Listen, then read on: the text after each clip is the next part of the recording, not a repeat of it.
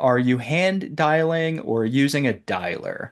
Um, so there's a benefit to both. So are you hand dialing or using a dialer? A dialer usually scrambles numbers, which sounds not beneficial. I want someone to see my number multiple times. Like, especially if I have not left a voice message yet, I need them feeling that my call is important. If they see a different number four times, they might get 10 telemarketer scam spam calls a day. Uh, I want them seeing the same number. Anybody that calls me to sell something, I promise you, if you call me to sell something, I'm not ever going to see your number again. You call, you're dialing through a list of thousands of people. You just move to the next number. I didn't answer, move to the next number. For me, I really need them by hand dialing. I need them to see my same number multiple times. Now, I am very cautious with my cell phone number.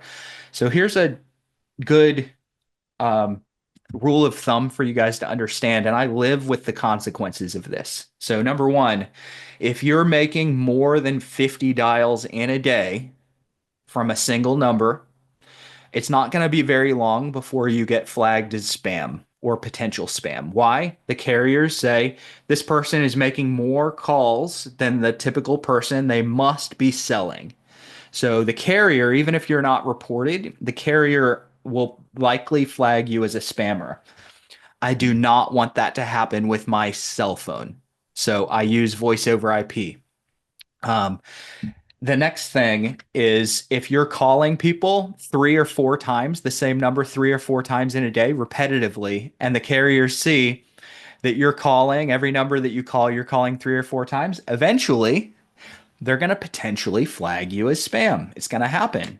So it's another reason I use voice over IP. If one gets flagged, I just get a new number. New number is typically $5 a month. So I drop one number and I pull a new number in. So I try not to use any individual number more than 50 times in a day. And then I just kind of deal with the consequences of calling people three, four times in a day. I'll just replace my number. I don't want to replace a cell phone number. I'd rather replace a voice over IP number. So we're talking systems like AirCall. So aircall.io, if anyone has a team and there's multiple people using, AirCall is one of my favorites. It's click to call.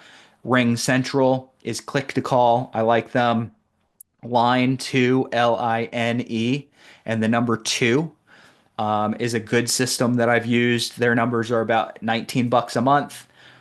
If one gets flagged as spam, you drop it, you pick another number up.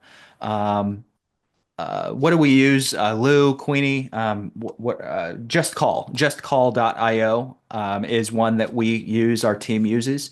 And you just have to watch those numbers and make sure that you're not flagged. A way to keep yourself from getting flagged is to make sure that any number that you're calling from isn't dialing more than 50 times in a day. Right. And if you guys do use a power dialer, great. Love it. I don't have a problem with power dialers. I don't power dial. I manual dial or click to call. Why? It's more methodical. I can also copy paste the decedent's address into tax records while I'm calling. It takes me about 20 extra seconds. I don't deep dive into research trying to figure out everyone's situation before I call, but I'll take 20 seconds, pop the decedent's address into the tax records or homes.com to see who owns it or Propelio or something like that. I'll pop it in. If there's no real estate owned, maybe I just don't call. But if I see that the real estate's still in the family's name or the decedent's name, I'm calling. And I take that 20 seconds that I'm copying and pasting a number to kind of do a basic level of research.